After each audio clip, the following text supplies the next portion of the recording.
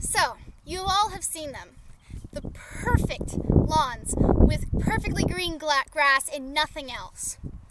Well, something you may not think about is weeds in grass, much like these, have an impact and can really help. I know, I lived in the suburbs and we had a cookie cutter perfect lawn. Perfectly green grass, no weeds whatsoever. Well, after moving out here, out in the country, you can see we don't have just grass. We have clover and chickweed. And that's because there's biodiversity here.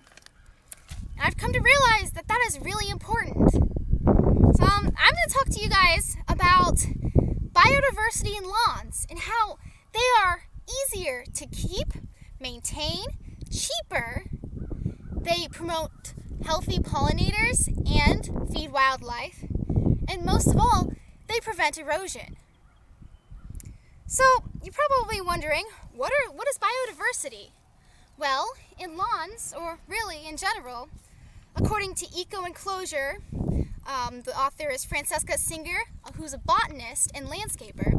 She says that biodiversity is a number of species within a certain area, so different types of plants, animals, insects.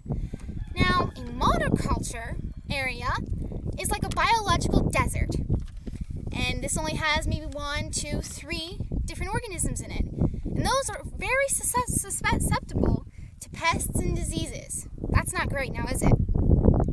So, in my audience analysis question, you guys said that you know a lot of people that keep the perfect lawns with only grass, and you also know people who don't. Now, you all also said that you're really interested in hearing what's so great about them.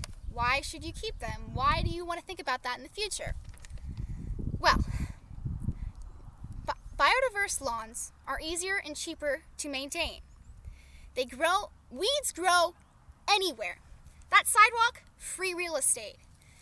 Your gravel driveway, perfect. They grow anywhere. So imagine having weeds in your grass lawn. It's going to be even greener. It's going to be even more healthier because those weeds will grow anywhere. So imagine them being fertilized and stuff. It's kind of funny when people fertilize and water and put grass seed down on their lawns and yet expect for weeds not to grow? Like, how does that make sense? Yeah, weird. So, not only are they easier and cheaper, but they're also great for our environment. Something we don't think about a lot is erosion. Now, according to the University of Vermont, the Department of Plant and Soil Sciences, weeds such as ground ivy and chickweed help prevent erosion and soil cracking when dry. So, out in Licking Valley, out in Newark, we have a lot of rivers and streams and creeks, and we love our waterways. Now, imagine if they were all filled with soil, if they were just big, open fields of water because of erosion. That's terrible. Well, weeds help with erosion, which is great. That is great.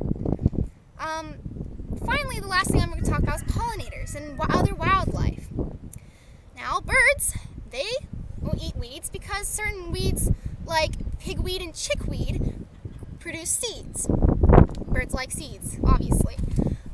Bees also really, really love our weeds, our clover, milkweed, dandelions. They love it. Now, bees are declining in numbers. Now, because bees are going extinct, some of them are. If we lose our bees, we starve. So, what the U.S. Fish and Wildlife Service tells us to do is to plant pollinator-friendly plants that can help support our local pollinators, because without them, we all starve. So, this all seems pretty dramatic, but it is.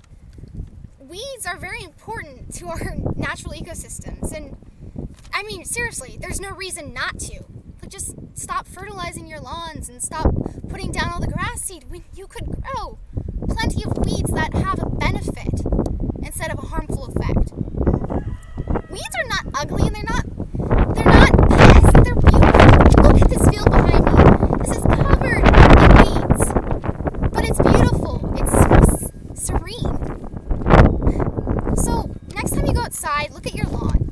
Look at a patch of grass around you. Do you see clover and dandelions? Do you see different weeds, or do you just see planted grass? I urge you guys, ditch the fertilizer. Ditch the watering and the